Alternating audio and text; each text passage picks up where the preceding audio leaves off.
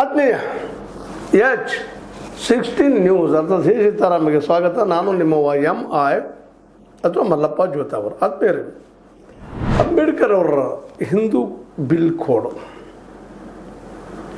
Code bill ಕುರಿತಾಗಿ ಒಂದು ಮಾತನ್ನು ನಮ್ಮ ಸವಿತಾ ನಾಗಭೂಷಣ್ ಕವಿತ್ರಿ ಮತ್ತು ಲೇಖಕಿಯವರು ಭಾಳ ಸುಂದರವಾಗಿ ಹೇಳೋ ಪ್ರಯತ್ನ ಮಾಡಿದ್ದಾರೆ. ಕೆಲವೇ ಸಾಲಗಳಲ್ಲಿ ಫೇಸ್ಬುಕ್ದಲ್ಲಿ ವಿಶೇಷವಾಗಿ ತಮ್ಮ ಅನಿಸಿಕೆಗಳನ್ನು ಹೇಳುವಂಥ ಸವಿತಾ ನಾಗಭೂಷಣ್ ಅವರು ಗಂಡು ಹೆಣ್ಣು ಸಮಾನರು, ಜಾತೀಯತೆ ಹೋಗಬೇಕು, ಮೇಲು ಮತ್ತು ಕೀಳು ಈ ಭಾವನೆಗಳು ಹೋಗಬೇಕು ಅನ್ನುವಂಥ ದಿಶೆಯಲ್ಲಿ ಚಿಂತನೆ ಮಾಡುವಂಥ ಒಬ್ಬ ಹೆಣ್ಣುಮಗಳು, ಒಳ್ಳೆಯ ಲೇಖಕಿ. ಅವರಿದ್ದಂಥವರು ಅಂಬೇಡ್ಕರ್ ಅವರು ಹಿಂದೂ ಕೋಡ್ ಬಿಲ್ ತರೋ ಉದ್ದೇಶ ಗಂಡು ಹೆಣ್ಣಲ್ಲಿ ಸಮಾನತೆ ಮತ್ತು ಈ ಮೇಲು ಕೀಳಿನ ಅಸ್ಪೃಶ್ಯತಾ ವ್ಯವಸ್ಥೆ ಇರುವ ಈ ಸಮಾಜ ಪರಿವರ್ತನೆ ಮಾಡುವ ದಿಶೆಯಲ್ಲೇ ಅನ್ನುವಂಥ ಮಾತನ್ನು ಹೇಳ್ತಾ, ಹೆಣ್ಣಿನ ಬಗ್ಗೆ ನಿಮಗೆ ಗೊತ್ತದ, ಸ್ತ್ರೀ ಸ್ವಾತಂತ್ರ್ಯ ನ ಅರ್ಹತೆ ಮನು ಹೇಳಿದಂಥ ಮಾತಿಗೆ ತದ್ವಿರುದ್ಧವಾಗಿ ಅಂಬೇಡ್ಕರ್ ಅವರು ಸ್ತ್ರೀಗೂ ಸಮಾನತೆ ಕೊಡಬೇಕು ಅನ್ನೋಂಥ ಮಾತು ಹೇಳಿದರು. ಆದರೆ ಇವತ್ತಿಗೂ ಅದು ಆಗ್ತಾ ಇಲ್ಲ. ಇವತ್ತಿಗೂ ನಾವು 33% ಅಷ್ಟೇ ಕೊಡ್ತೀವಿ ಅಂತ ಹೇಳ್ತಾ ಇದ್ದೀವಿ. ಆ್ಯಕ್ಚುಲಿ 50% ಕೊಡಬೇಕಾಯ್ತು. ಮೊನ್ನೆ ವಿಶೇಷವಾಗಿ ಕಾಕ್ರೋಚ್ ಜನತಾ ಪಾರ್ಟಿಯ ಒಂದು ಏನಪ್ಪ ಅಂತಂದ್ರೆ ಅವರ ಒಂದು ಪ್ರಣಾಳಿಕೆಯಲ್ಲಿ ಈ ಮಾತು ಅದ, ಹೆಣ್ಮಕ್ಳಿಗೆ 33 ಎಕರೆ 50% ಕೊಡಬೇಕು ನೀವು ಅನ್ನುವಂಥ ಮಾತು ನಿಜವಾಗಿ ಒಪ್ಪುವಂಥ ಮಾತು. ಅದು ಅಂಬೇಡ್ಕರ್ ವಿಚಾರ ಹೋಗೋದು ಮತ್ತು ಎಲ್ಲರಿಗೂ ಸಮಾನತೆ ಬರಬೇಕು ಅನ್ನುವಂಥದ್ದು. ಅದೇ ರೀತಿ ಸಮಾನತೆ ಬರಬೇಕಾಗಿತ್ತಂದ್ರೆ ಸಮಾನ ಎಜುಕೇಷನ್ನು ಅಂದರೆ ಶಿಕ್ಷಣ, ಸಮಾನವಾದಂಥ ಆರ್ಥಿಕ ವ್ಯವಸ್ಥೆ ಬರಬೇಕು ಅನ್ನುವಂಥ ಮಾತನ್ನು ಮೇಲೆ ಅಂಬೇಡ್ಕರ್ ಅವರು ಹೇಳಿದಂಥ ಮಾತು, ಅವರ ಅಭಿಮಾನಿಗಳು, ಅವರ ಫಾಲೋವರ್ಸ್ಗಳು ಅಂತ ಮಾತು. ಸ್ವತಂತ್ರವಾದ ಮೀಡಿಯಾಗೆ ಬೇಕಾಗಿರುವುದು ಸ್ವತಂತ್ರ ಧ್ವನಿ. ಆ ಸ್ವತಂತ್ರ ಧ್ವನಿ ಉಳಿಸಲು ನೀವು ಮಾಡಬೇಕಾದದ್ದು ಇಷ್ಟೇ. ಅದೇನಪ್ಪಾ ಅಂತಂತಂದ್ರೆ ನಿಮ್ಮ ಕೈಲಾದಷ್ಟು ಸಹಾಯ ಈ ಚಾನಲ್ಗೆ ಮಾಡಿ ಹಾಗೂ ನಿಮ್ಮ ಧ್ವನಿಯನ್ನು ಕಾಪಾಡಿಕೊಳ್ಳಿ. ಆ ದಿಶೆಯಲ್ಲಿ ನಮ್ಮ ಸವಿತಾ ನಾಗಭೂಷಣ್ ಅವರು ಭಾಳ ಚೆನ್ನಾಗಿ ಒಂದಿಷ್ಟು ಮಾತನ್ನು ಹೇಳ್ತಾ ಇದ್ದಾರೆ, ಹೆಣ್ಮಕ್ಳು ಕುರಿತಾಗಿ ಹೇಳ್ತಾ ಇದ್ದಾರೆ. ಹೌದು, ನಾವು ಇವತ್ತಿನ ಹೆಣ್ಣಿಗೆ ಸಮಾನತೆ ಕೊಟ್ಟಿಲ್ಲ ಅನ್ನುವಂಥದ್ದು ಅನ್ನೋ ಮಾತನ್ನು ಭಾಳ ಒಂದು ಕೆಲವು ಶಬ್ದಗಳು ನೋಡ್ರಿ ಹೇಳ್ತಾ ಇದ್ದಾರೆ. ಹಿಂದೆಲ್ಲ ಕೊಟ್ಟ ಹೆಣ್ಣು ಕುಲಕ್ಕೆ ಹೊರಗೆ ಅಷ್ಟೇ. ಹೌದು, ನಮ್ಮಲ್ಲಿ ಸಂಪ್ರದಾಯ ಬೆಳೆದ್ಬಿಟ್ಟದು, ಕೊಟ್ಟಿಲ್ಲೋ ಹೆಣ್ಮಗಳನ್ನ ಕುಲಕ್ಕೆ ಹೊರಗೆ ನಮಗೇನು ಸಂಬಂಧ ಇಲ್ಲಕ್ಕೆ. ಅದೇ ಸಾಯಲಿ, ಉಳಿಲಿ, ಬದುಕಲಿ, ಚೆನ್ನಾಗಿರಲಿ, ಗಂಡನ ಸೇವೆ ಮಾಡ್ಕೊಂಡು ಹೋಗ್ರಿ, ಮತ್ತು ಗಂಡನ ಸೇವೆ ಮಾಡಿ ಸ್ವರ್ಗ ಸಿಗ್ತದೆ ಅನ್ನುವಂಥ, ಅವನ ಕಾಲಲ್ಲೇನೋ ಸ್ವರ್ಗದ ಅನ್ನುವಂಥ ವ್ಯವಸ್ಥೆ ನಾವು ಕಟ್ಕೊಂಡ್ಬಂದಂಥವ್ರು. ಹೀಗಾಗಿ ಪುರುಷ ಪ್ರಧಾನ ಸಮಾಜದಲ್ಲೇ ಈ ಒಂದು ಹಿಂದೆಲ್ಲ ಕೊಟ್ಟ ಹೆಣ್ಣು ಕುಲಕ್ಕೆ ಹೊರಗೆ ಅಂತೇಳಿ ಹೆಣ್ಮಕ್ಕಳಿಗೆ ಈ ಒಂದು ಏನಪ್ಪ ಅಂತಂದ್ರೆ ತವರು ಮನೆ ಬಾಗಿಲನ್ನು ಮುಚ್ಚುವಂಥದ್ದು ಮತ್ತು ಅವಳಿಗೆ ಆದಂಥ ಅನ್ಯಾಯಗಳಿಗೆ ಪ್ರಶ್ನೆ ಮಾಡಬಾರದಪ್ಪ ನೀವು ಅನ್ನುವಂಥ ಒಂದು ವ್ಯವಸ್ಥೆಯನ್ನು ಬೆಳೆಸ್ಕೊಂಡು ಬಿಟ್ಟಿದ್ವಿ ನಾವು, ಪುರುಷ ಪ್ರಧಾನ ಇದ್ದಂಥವ್ರು. ಆ ದಿಶೆಯಲ್ಲಿ ನಾವು ನಮ್ಮ ಹೆಣ್ಮಕ್ಳು ಮದುವೆ ಹೋದ್ಬಾ ಎಲ್ಲರೂ ನೋಡ್ರಿ, ಪ್ರತಿಯೊಂದು ಕುಟುಂಬದಲ್ಲಿ ನಾವು ನೋಡ್ತಾ ಇದ್ವಿ. ಮಗಳದೊಂದು ಮದುವೆ ಮಾಡಿ ಕೊಡ್ಬೇಕಾಗಿದ್ರಿ ಅಂದ್ರೆ ಅದು ಮಾಡಿ ಕೊಟ್ಟು ನಮ್ಮ ಜವಾಬ್ದಾರಿ ಬಗ್ಗೆ ಇರ್ತೀರಿ, ಅವ್ರು ಏನು ಮಾಡ್ಕೊಳ್ರಿ ಅನ್ನುವಂಥ ಒಂದು ಮನೋಸ್ಥಿತಿ ನಮ್ಮ ಇಡೀ ವ್ಯವಸ್ಥೆಯಲ್ಲಿ ಅದು. ಅದನ್ನು ವಿರೋಧಿಸ್ತಾ ಇದ್ದಾರೆ ನಮ್ಮ ಸವಿತಾ ನಾಗಭೂಷಣ್ ಅವರು. ಅದನ್ನು ಅಂಬೇಡ್ಕರ್ ಅವರು ಹೇಳಿದ ನೆಲೆಗಟ್ಟಿನ ಹೌದು, ಅಂಬೇಡ್ಕರ್ ಇದನ್ನು ಹೇಳಿದ್ರು. ಅವರು ತಮ್ಮ ಶ್ರೀಮತಿ ಅವರನ್ನು ಸಹಿತ ಭಾಳ ಗೌರವದಿಂದ ಕಾಣ್ತಾ ಇದ್ದರು ನಮ್ಮ ಅಂಬೇಡ್ಕರ್ ಅವರು. ಅವ್ರ ಅಂಬೇಡ್ಕರ್ ಬಗ್ಗೆ ನಾವು ಎಷ್ಟು ಮಾತಾಡಿದ್ರು ಕಡಿಮೆ. ಅವ್ರ ಹೋರಾಟ, ಅವ್ರ ಬದುಕನ್ನು ನೆನಪಿಸ್ಕೊಂಡ್ರಂತೂ ಮೈ ಇವತ್ತಿಗೂ ರೋಮಾಂಚನ ಆಗ್ತದೆ. ಬರೋ ಬಾರಿ ಹೇಳೋದಲ್ಲ, ಕಾರ್ಯರೂಪಕ್ಕೆ ತರುವಂಥ ಕೆಲಸ ಅವ್ರು ಅಸಾಮಾನ್ಯ ಆಗಿತ್ತು ಅಂತೇಳಿ. ಅದೇ ರೀತಿಯಾಗಿ ಅವಳದ್ದೇ ಆದ ಐಡೆಂಟಿಟಿ ಎಲ್ಲಿದೆ? ಹೀಗಿದ್ದಾಗ ಅವಳಿಗೆ ಐಡೆಂಟಿಟಿ ಎಲ್ಲದ? ಗಂಡ ಮನೆಗೆ ಹೋದ ಕೂಡಲೇ ಅಲ್ಲೇ ಗಂಡನ ಅಡ್ರೆಸ್ಸ, ತವ್ರ ಮನೆಗಿದ್ದರೆ ಅಪ್ಪನ ಅಡ್ರೆಸ್ಸ, ಸ್ವಂತಕ್ಕೆ ಎಲ್ಲಿದೆ ಅಲ್ಲಿ ಅನ್ನೋಂಥ ಮಾತನ್ನು ಕೇಳ್ತಾ ಇದ್ದಾರೆ. ಭಾಳ ನೋವಿನಿಂದ ಹೇಳುವಂಥ ಮಾತು. ಹೌದು, ನಾನಪ್ಪ ನಂದೇ ಇದೆ ಅಂತ ಹೇಳುವಂಥದ್ದು ಏನದ? ತವ್ರ ಮನೆಯಲ್ಲಿದ್ದಾಗ ಅಪ್ಪನ ಹೆಸರು ಹೇಳ್ಕೊಂಡು ಹೋಗೋದು, ಇವ್ರ ಮನೆಯವಳು, ಈ ಮನೆ ತಂದವಳು ಅಂತ ಹೇಳೋದು. ಮದುವೆ ಆದ ತಕ್ಷಣ ಅವಳ ಮನೆಯವಳು, ನಮ್ಮ ಮನೆ ಅನ್ನುವಂಥದ್ದು ನಾವು ಬೇರೆ ರೂಪದಲ್ಲಿ ನಮ್ಮಲ್ಲಿ ಬಿದ್ದುಬಿಟ್ಟಿದ್ದೀವಿ ಅಂತ. ಅದಕ್ಕೆ ನೂಲೆ ಆ ಮಾತು ಹೇಳ್ತಾ ಇದ್ದಾರೆ. ಐಡೆಂಟಿಟಿ ಎಲ್ಲಿದಪ್ಪ? ಅಷ್ಟೇ ಐಡೆಂಟಿಟಿ ತವ್ರ ಮನೆಗಿದ್ದಾರೆ ತವ್ರ ಮನೆ ಹೆಸರ, ಗಂಡ ಮನೆ ಹೋದ್ರೆ ಗಂಡನ ಹೆಸರ, ಇದು ಬಿಟ್ಟು ಮತ್ತಿಲ್ಲ ಅನ್ನುವಂಥ ಪ್ರಶ್ನೆಯನ್ನು ಮಾಡ್ತಾ ಇದ್ದಾರೆ. ಮತ್ತಿಲ್ಲಿ ಏನಪ್ಪ ಅಂದ್ರೆ ಗಂಡನೇ ಸುರಕ್ಷಿತ ಬಾಂಡ್. ಗಂಡಿದ್ರೆ ಮುಗಿತಪ್ಪ, ಅವ ಸುರಕ್ಷಿತ ಬಾಂಡ್ ಆಗಿದ್ದು, ಪ್ರದಕ್ಷಿಣ ಮಾಡೋ ಮುಂದೆ ಅವ ಮತ್ತಾರಿಲ್ಲ, ಅವ ಬಾಂಡ್ ಅನ್ನುವಂಥ ಮಾತು. ಮಕ್ಕಳೇ ಆಸ್ತಿ ನೋಡಿರಿ, ಮಕ್ಕಳ ಆಸ್ತಿ ಅಂತ ಹೇಳೋದು, ಗಂಡ ಆಸ್ತಿ ಅಂತ ಹೇಳೋದು. ಗಂಡ ಕುಡುಕಿದ್ರೆ, ಮತ್ತೊಂದು ಇದ್ರೆ, ಓಡಾಡಿದ್ರೆ ಪಾಪ ಗಂಡಗೆ ದುಡ್ಡು ಹಾಕುವಂಥ ಪರಿಸ್ಥಿತಿನ ಎಷ್ಟೋ ಕುಟುಂಬಗಳು ನೋಡ್ತಾ ಇದ್ವಿ. ಎಷ್ಟು ಹೆಣ್ಮಕ್ಳು ಇವತ್ತಿಗೆ ಮುಂಜಾನೆ ಸಾಯಂಕಾಲ ತಂದು ದುಡ್ಡು ಗಂಡನ ಸಲ್ಲುವಂಥ ಅನೇಕ ಕುಟುಂಬಗಳಿದ್ದಾವೆ, ಸಾಕಷ್ಟು ಕುಟುಂಬಗಳು. ಈ 90% ನಾವೇನು ಹೇಳ್ತಾ ಇದ್ದೀವಲ್ಲ, ಈ ಕೂಲಿಕಾರರು, ಕಾರ್ಮಿಕರು, ದುಡಿಯೋರು, ಕೆಳಜಾತಿ ಮೇಲ್ಜಾತಿ ಮೇಲ್ಜಾತಿಯವ್ರನ್ನ ಬಿಡ್ರಿ ಕೆಳಜಾತಿಯವ್ರದ್ದು ಭಾಳ ಕಷ್ಟ ಅದ. ಯಾಕಂತಂದ್ರೆ ಆ ಹೆಣ್ಮಕ್ಳು ಎಷ್ಟು ಒದ್ದು ಹೇಳ್ತಾ ಇರ್ತಾರಪ್ಪ ಅಮ್ಮನ ಜೊತೆ ಮಕ್ಕಳು ಆಸ್ತಿ ಅಂತ. ಮುಪ್ಪಾವಸ್ಥೆ ಮಕ್ಕಳು ಸರಿಯಾಗಿ ನೋಡ್ತಾ ಇರೋದಿಲ್ಲ ಹೆಣ್ಮಕ್ಳನ್ನ. ಎಷ್ಟೋ ಹೆಣ್ಮಕ್ಳು ಕುಟುಂಬಗಳು ನೋಡ್ತಾ ಇದ್ವಿ, ಪಾಪ ಚಟ್ಪಡಿಸ್ತಾ ಎಲ್ಲ ಇದ್ದಾಗ ಸಹಿತ ತಾಯಿ ಜೊತೆ ಸರಿಯಾಗಿ ಮಾತಾಡೋಂಥ ಮಕ್ಕಳ ಸಹಿತ ನಾವು ನೋಡ್ತಾ ಇದ್ದೀವಿ. ಇವತ್ತು ತಾಯಿ ಒಬ್ಬಕ್ಕೆ ಎದಳಪ್ಪ ನಾನು ಸಾಕಿದ್ರು ಸರಿವಿದ್ರು ಬೆಳೆಸಿದ್ರು ಇರ್ಬೋದು, ತಾಯಿ ತಪ್ಪಾಗ್ತಿರ್ಬೋದು, ಇಲ್ಲ ಅಂತಲ್ಲ. ತಾಯಿ ಬಂದು ಸೊಸೆ ಬಂದ ಮೇಲೆ ಸೊಸೆ ನನಗೆ ಸೇವೆ ಮಾಡಲಿ ನಾ ಹೇಳ್ದಂಗೆ ಕೇಳಿ ಯಾರಲ್ಲಿ ಇರೋದಿಲ್ಲ ರೀ, ಅದು ಇದ್ದೇ ಇರ್ತದೆ. ಆ ದಿಶೆಯಲ್ಲೇ ಒಂದು ರೀತಿ ಈ ಅತ್ತೆನೋ ಒಂದು ಡಿಕ್ಟೇಟರ್ ಅನ್ನೋನು ಆದರೂ ವಯಸ್ಸಾಗಿರ್ತದೆ. ಆ ಸಂದರ್ಭದಲ್ಲೇ ಒಂದು ಸಹಾಯ ಸಹಕಾರ ಆತ್ಮೀಯತೆ ಬೇಡುವಂಥ ಪ್ರಸಂಗ ಇರ್ತದೆ. ಆ ಸಮಯದಲ್ಲಿ ಮಕ್ಕಳೇ ಆಸ್ತಿ ಅಂದಾಗ ಮಕ್ಕಳನ್ನ ಇವ್ನು ದೂರ ಸರಿಸಿ ಎಲ್ಲೋ ಒಂದು ಕಡೆ ಬಿಟ್ಟು ಅದು ಎಲ್ಲಿ ದುಡುತ್ತಿನೋ ಹೊರಹಾಕು ಅಂತ ಎಷ್ಟೋ ವಿಷಯಗಳು ನಾವು ನೋಡ್ತಾ ಇದ್ವಿ. ಹೀಗಿದ್ದಾಗ ಹೆಣ್ಮಕ್ಳಿಗೆ ಗತಿ ಇಲ್ಲ ಅಂತ ಪ್ರಶ್ನೆ ಮಾಡ್ತಾ ಇದ್ದಾರೆ ನಮ್ಮ ಸವಿತಾ ನಾಗಭೂಷಣ್ ಅವರು. ಎಷ್ಟೋ ಹೆಣ್ಣು ಮಕ್ಕಳಿಗೆ ಅವರ ಹೆಸರಿನಲ್ಲಿ ಬ್ಯಾಂಕ್ ಅಥವಾ ಪೋಸ್ಟ್ ಆಫೀಸ್ನಲ್ಲಿ ಖಾತೆ ಓಪನ್ ಆಗುವುದೇ ಅವರ ಗಂಡ ತೀರಿಕೊಂಡ ನಂತರ.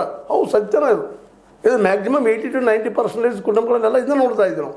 ಗಂಡ ಸತ್ತ ಮೇಲೆ, ಯಾಕಂದರೆ ಎಜುಕೇಷನ್ ಇಲ್ಲ ನಮ್ಮಲ್ಲ, ತಿಳುವಳಿಕೆ ಇಲ್ಲ ನಮ್ಮಲ್ಲಿ, ಹೆಣ್ಮಕ್ಳನ್ನ ಎಜುಕೇಷನ್ ಕೊಡಿಸ್ಲಿಕ್ಕೆ ಹೋಗೋದಿಲ್ಲ. ಇತ್ತೀಚಿನ ಡೆವಲಪ್ ಇದು ಈ ಒಂದು 50 ವರ್ಷದಲ್ಲೇ ಮಕ್ಕಳಿಗೆ ಕಲಿಸ್ಬೇಕು, ಹೆಣ್ಮಕ್ಳಿಗೆ ಓದಿಸ್ಬೇಕು ಅನ್ನೋದು. ಇದು ಹಿಂದೂ ಮತ್ತು ಮುಸಲ್ಮಾನ್ ಇಬ್ಬರಲ್ಲೇ ಹೋದ. ಇದು ಕೇವಲ ಹಿಂದೂಗಳಲ್ಲಿ ಅಷ್ಟೇ ಅದಪ್ಪ, ಮುಸಲ್ಮಾನರು ಇಲ್ಲ ಅಂತಲ್ಲ. ಕೇವಲ ಮುಸಲ್ಮಾನರು ಅದಪ್ಪ, ಹಿಂದೂಗಳಿಲ್ಲ ಅಂತಲ್ಲ. ಯಾವುದೇ ಒಂದು ಪುರುಷ ಪ್ರಧಾನ ಸಮಾಜದಲ್ಲ ಇದು ನಾವು ನೋಡ್ತೀವಿ ಅಂತ. ಆಕೆ ಗಂಡ ಹೋದ್ಮೇಲೆ ಪಾಪ ಪೋಸ್ಟು ಅಲ್ಲಿ ದುಡ್ಡು ಇಡುವಂಥದ್ದು ಅವನ ಆಕೆ ಹೆಸರು ಬರ್ತದೆ. ಅಲ್ಲಿವರೆಗೆ ಇಲ್ಲ ಆ ಹೆಸರು ಗಂಡದಲ್ಲ, ಗಂಡ ಈಸ್ ಅ ಬಾಂಡ್, ನಾವಿದ್ರೆ ಮುಗಿದ್ರೆ ಬಿಡ್ತು ಅನ್ನುವಂಥ ಪ್ರಸಂಗ. ಇದು ಅಸಮಾನತೆ ತೋರಿಸೋದು. ಇದ್ರ ವಿರುದ್ಧವಾಗಿನ ನಮ್ಮ ಏನಪ್ಪ ಅಂಬೇಡ್ಕರ್ ಅವರು ಏನಂತೇಳಿ ಪ್ರಯತ್ನ ಮಾಡಿದರು, ಹಿಂದೂ ಕೋಡ್ ಬಿಲ್ ಅಂತ. ಇವತ್ತು ನಾವು ಹಿಂದೂ ಕೋಡ್ ಬಿಲ್ ಅದಕ್ಕೆ ತರ್ತಾ ಇದ್ದೀವಿ. ಮುಸಲ್ಮಾನರಲ್ಲಿ 4 ಮದುವೆ ಆಗಿ ಬರ್ತದ್ರಿ, ನಮ್ಮಲ್ಲಿ ಯಾಕೆ 4 ಮದುವೆ ಆಗಂಗಿಲ್ಲ, ಅದು ಇದು ನೋಡ್ತಾ ಇದ್ದೀವಿ ನಾವು ಎದ್ದ ತಕ್ಷಣ ಈ ತಿಕ್ಕಾಟಗಳನ್ನು. ಇದಕ್ಕಾಗಿ ಹಿಂದೂ ಕೋಡ್ ಬಿಲ್. ಎಲ್ಲರೂ ಸಮಾನತೆ, ಎದಕ್ಕೆ ಸಮಾನತೆ? ಅವರು ಒಂದು ಮದುವೆ ಆಗಬೇಕು, ನಾವು ಒಂದು ಮದುವೆ ಆಗಬೇಕು.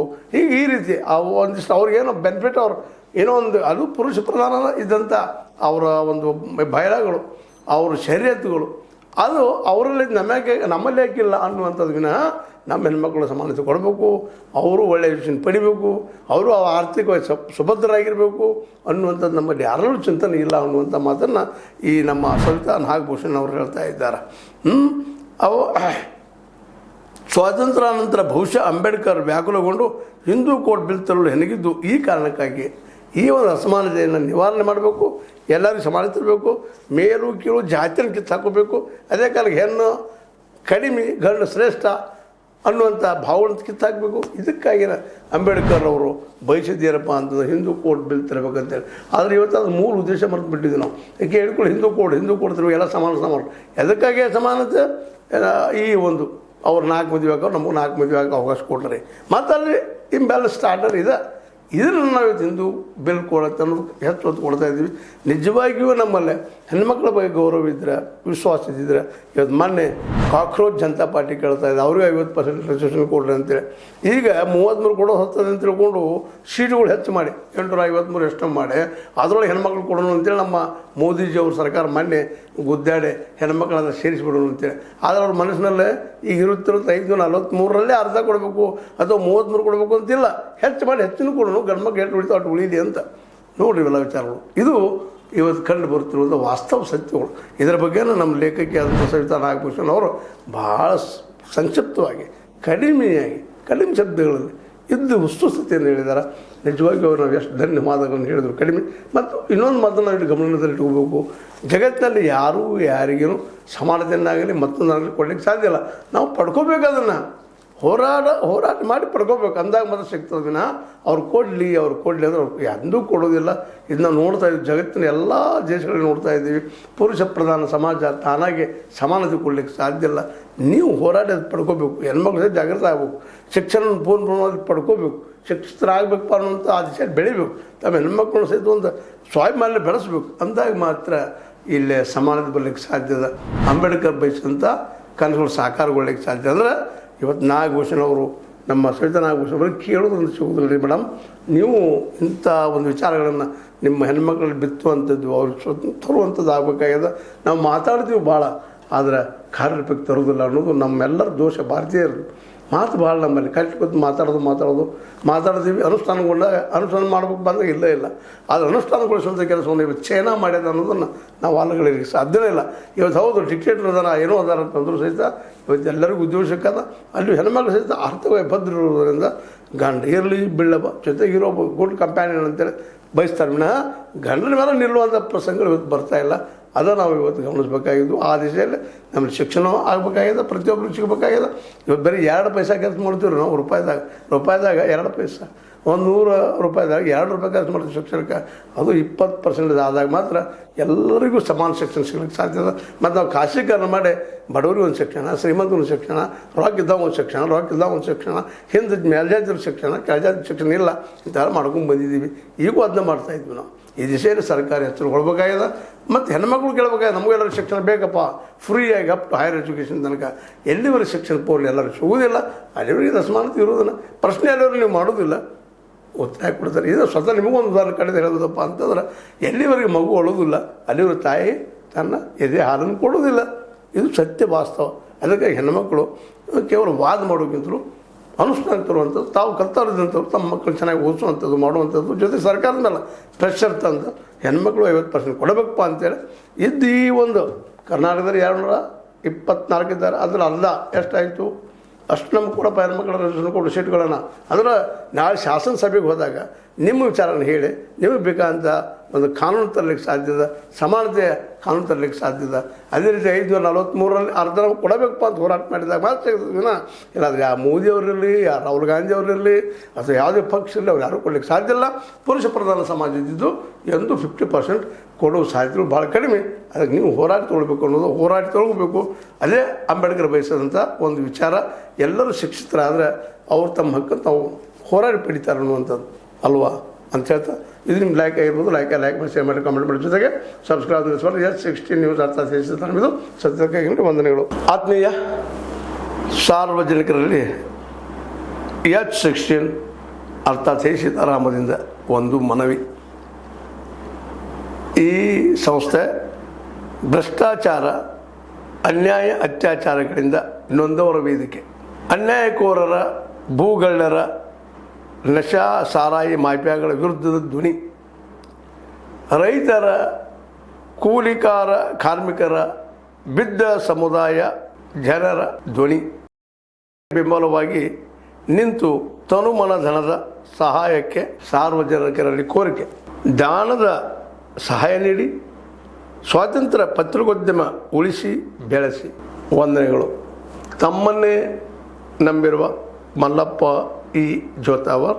ಈ ಕೆಳಗಿನ QR ಸ್ಕ್ಯಾನ್ ಮಾಡಿ ಅಥವಾ ಈ ನಂಬರ್ ಅಂದರೆ 7411402405ಗೆ ಇಲ್ಲ 9686864852ಗೆ ನೀವು ಫೋನ್ಪೇ ಮಾಡಿ, ಪೇಟಿಎಮ್ ಮಾಡಿ, ಅಥವಾ ಇನ್ನಾವುದೇ ಮಾಧ್ಯಮದಿಂದ ಗೂಗಲ್ ಮೂಲಕ ಸಹಾಯ ಮಾಡಿ ಈ ಪ್ರಾಮಾಣಿಕ ಪತ್ರಿಕೋದ್ಯಮವನ್ನು ಉಳಿಸಿ ಅಂತ ಮತ್ತೊಮ್ಮೆ ಮನವಿ.